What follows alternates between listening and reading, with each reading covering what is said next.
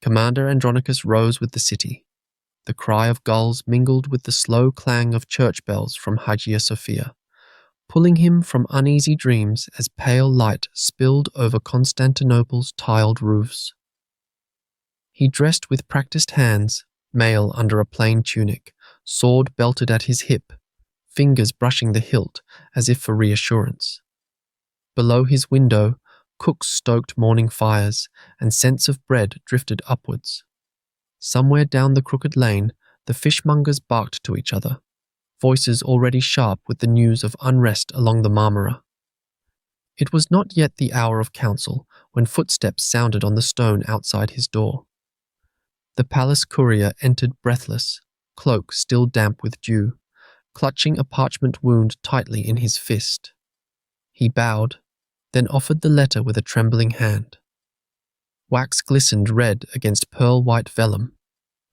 Even before Andronicus turned the folded sheet, he saw the seal, the double-headed eagle of Constantine, pressed deep and neat in the wax.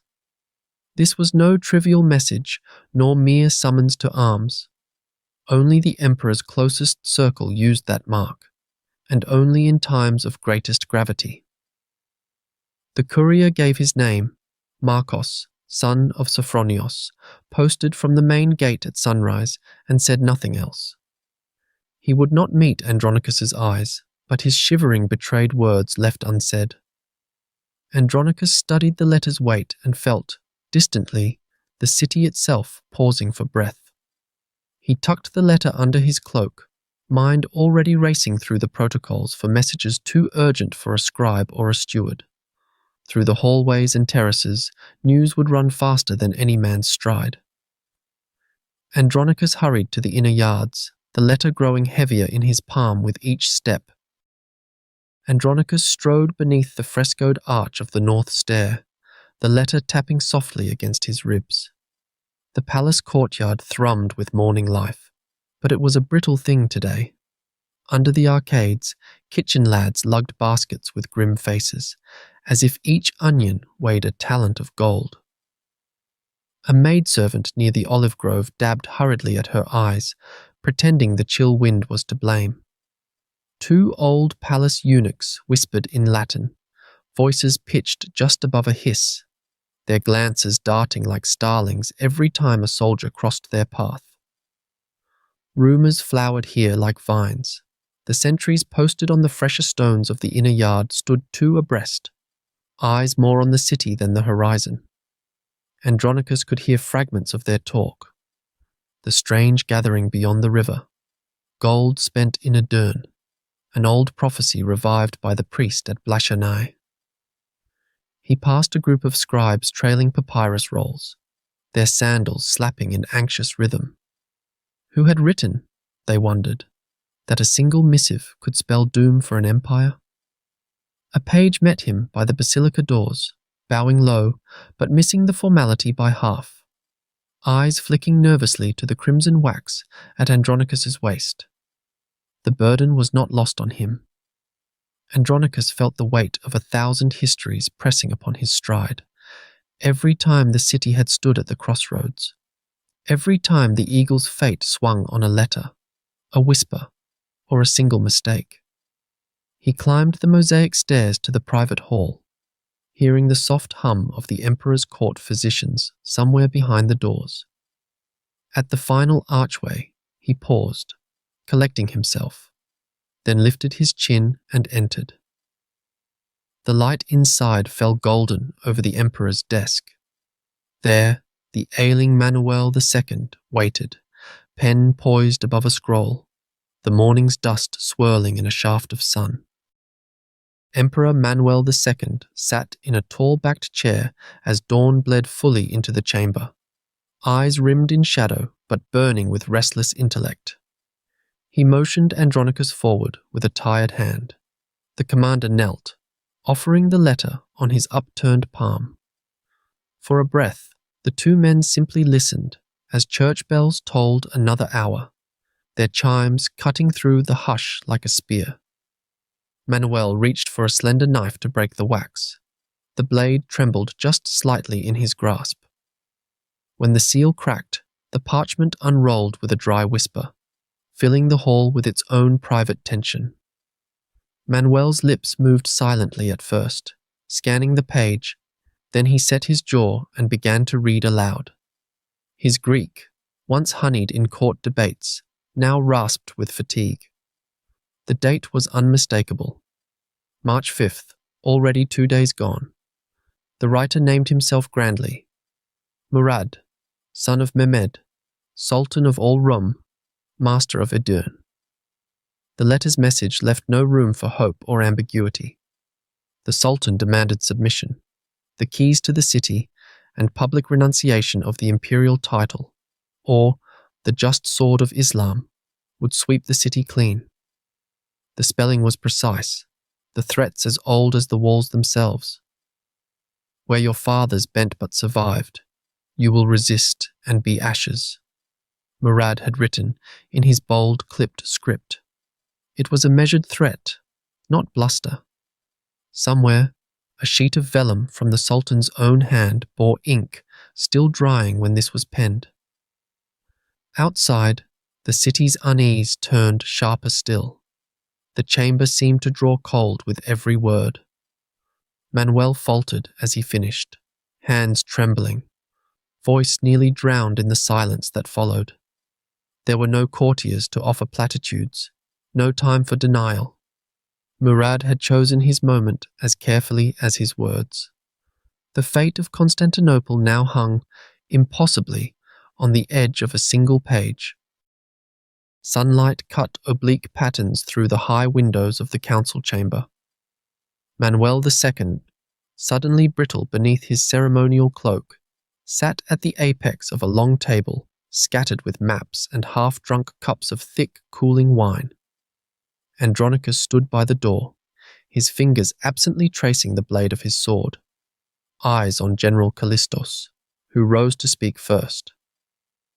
If any man looked carved from the same stone as the Theodosian walls, it was Callistos, grey-bearded and thick-necked, scars crawling from his chin into his robes.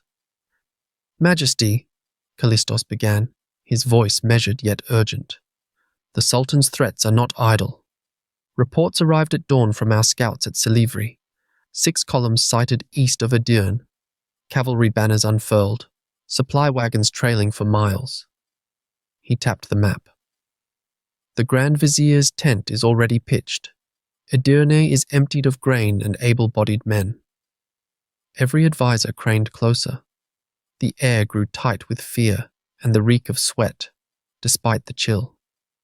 The old chamberlain, Theodore Ducas, shuffled his parchments and cleared his throat. "If we declare a counter-embassy, perhaps," he ventured. But Callistos cut him off with a sharp gesture. "There will be no audience. Those troops are not drilling. They are marching." He addressed Manuel directly now. "We must recall all patrols to the walls, bar the city gates to all but our own, and ready fire pots at the landward towers." Manuel's eyes flicked to Andronicus. "And the people?" he asked quietly. An unease passed between them all, wordless, electric. "We prepare," Callistos replied, more gently. "The people must see the flag above the palace and know you are resolved. There will be no panic." A single bell tolled the hour outside, and the emperor gave the smallest of nods. Orders would go out by dusk. The city was moonless, the sky a heavy wool pulled over Constantinople. Andronicus's boots found the rhythm of the old battlements as he and Lysander strode along the high walk above the Petrion gate. Each torch they passed threw long shadows, glancing off the battered stone beneath their feet. Lysander, captain of the northern garrison, kept his voice low. "You smell that, Commander?" he muttered, pointing his chin east into darkness. "It's wood smoke, and not from any hearth in here." Andronicus paused, peering over the crenellations. Beyond the dry moat, fields rolled away into a murk broken only by the faintest wiggle of torchlight. There, 2 pinpricks, flickering unsteadily amid the low grass and pickets. Ottoman scouts, Lysander confirmed, voice flat. Saw them all night along the old olive press. They count our torches, mark the towers where sentries walk slow. Cold wind crept down Andronicus's back. They know the gates as well as we, he said, remembering the stories. The memories of 1394 were alive in his bones, the siege that chewed the city ragged and left graves outside the walls. Our stores are thin this year, Lysander added, a note of gloom. Too many fields burned up in the autumn. It will be hard to keep spirits on the ramparts if the city starves again. They walked on, boots scuffing dew from old stones. You think the Sultan himself will come? Lysander asked. Andronicus considered. I think he already has, in spirit. His threat sits heavier than any cannon. They watched the distant torches wink out. Night drew in tighter. Beneath their feet, the city slept fitfully, every shadow steeped in the knowledge that war pressed just beyond their walls. The eastern sky was only beginning to bruise with morning when a clatter of boots and a whistle shattered the quiet near the Golden Gate. Andronicus hurried down the steps, greeted by a huddle of armed guards surrounding a limp figure on the flagstones. The captive, a thin man in battered riding leathers, cradled a bleeding arm and glared from beneath a ragged turban. One of the guards held out a folded note, still sticky with sweat and sealed in red wax.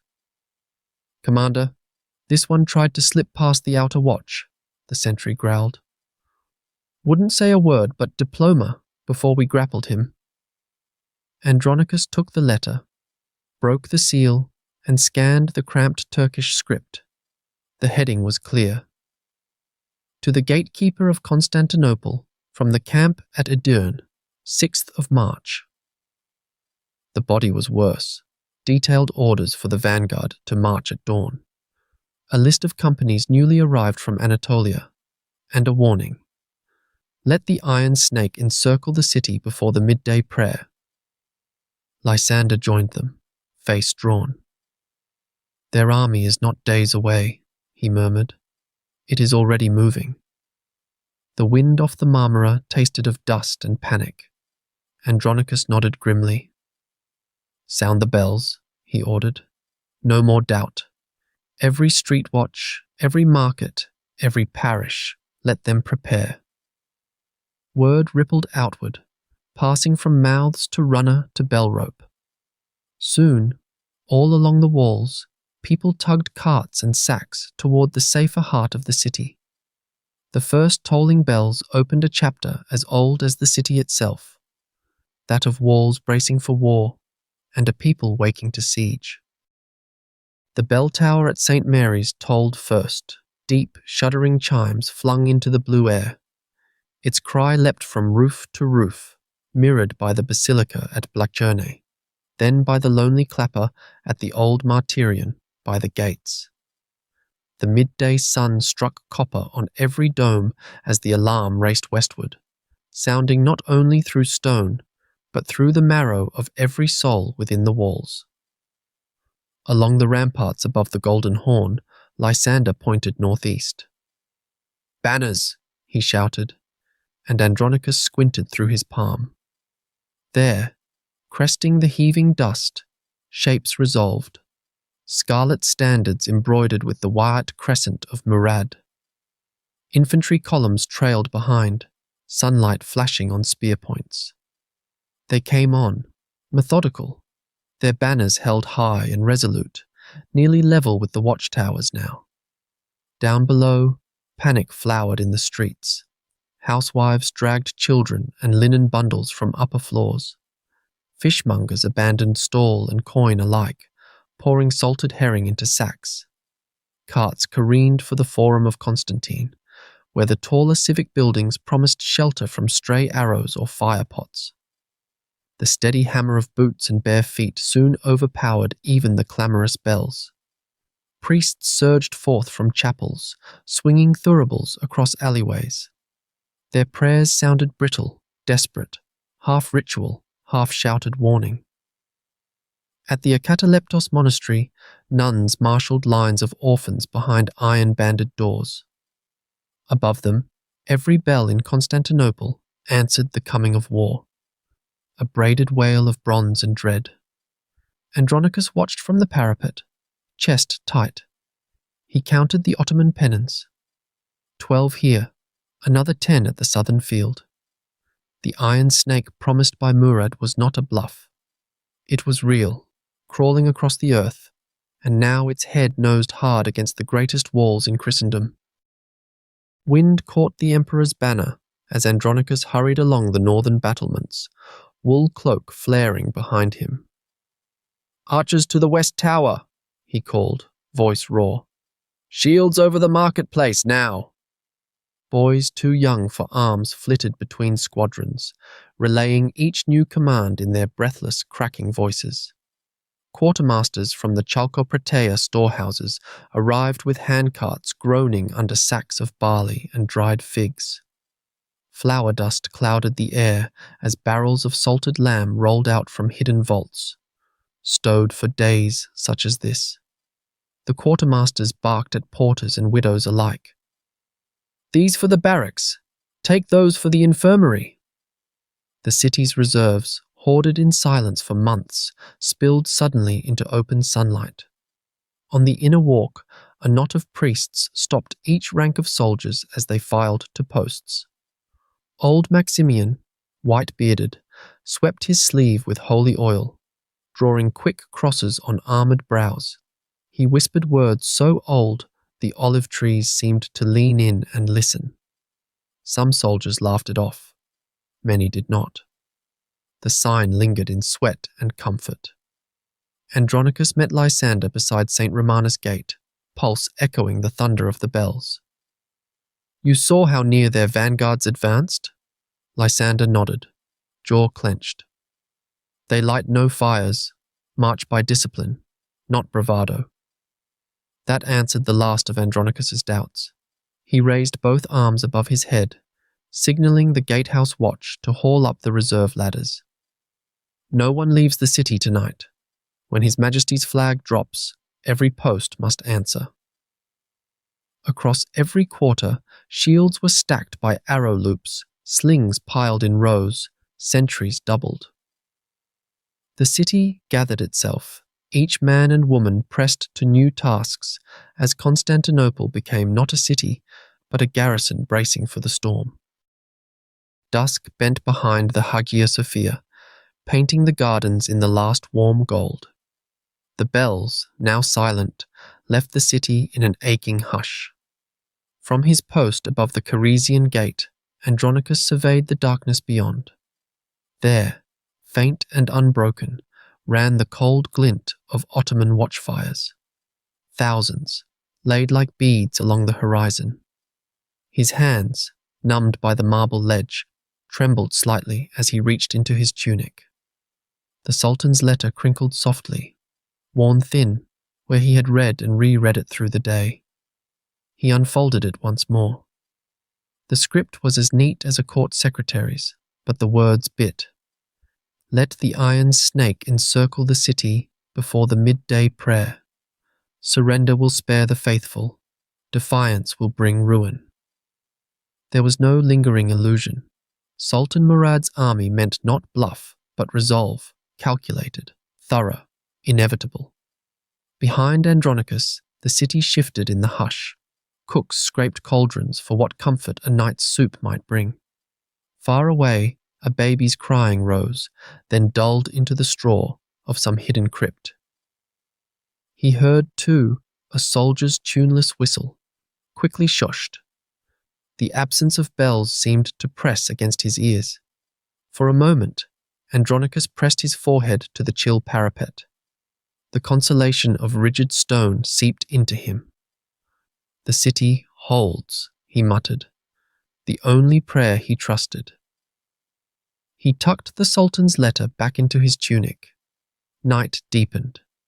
A few scattered stars prickled above the golden horn. Soon dawn would set all these fears to flame. For now, with the fate of an empire curled in his pocket, Andronicus waited, listening as war settled over Constantinople like an old, inevitable blanket. Dawn bled into the sky, behind a curtain of cloud, colourless as old bone. High above the Theodosian walls, Andronicus stood at his post, breath rising in clouds that vanished before they reached his visor. He pressed cold hands to the stone, knuckles whitening as a silence deeper than sleep gripped the city. Then a blast split the morning, a horn's wild cry, first from the Ottoman camp beyond the moat, then another, closer, echoing off shattered aqueducts and marble facades. The next sound was worse. A thud, then a shudder beneath his boots. The ground quivered like a struck drum as the first Ottoman cannon bellowed. Hourly markers in the city's cathedral had not yet chimed. The world was measured now only by the rhythm of impact. Above the ancient ramparts, a knot of smoke curled, shot through with sparks. Masonry rained from the city's flank as the cannonballs struck. One stone, two, then a gaping wound where yesterday there had been wall. He did not shout. His orders had already filtered through the ranks in the night. Brace, hold, no panic.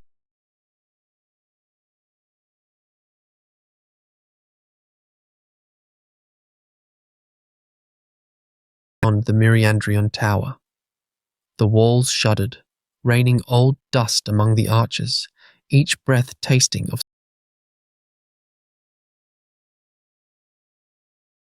lines, stitched with verses of conquest. The city answered with returning arrows. Andronicus braced his feet, the Sultan's grim letter pressed close against his heart.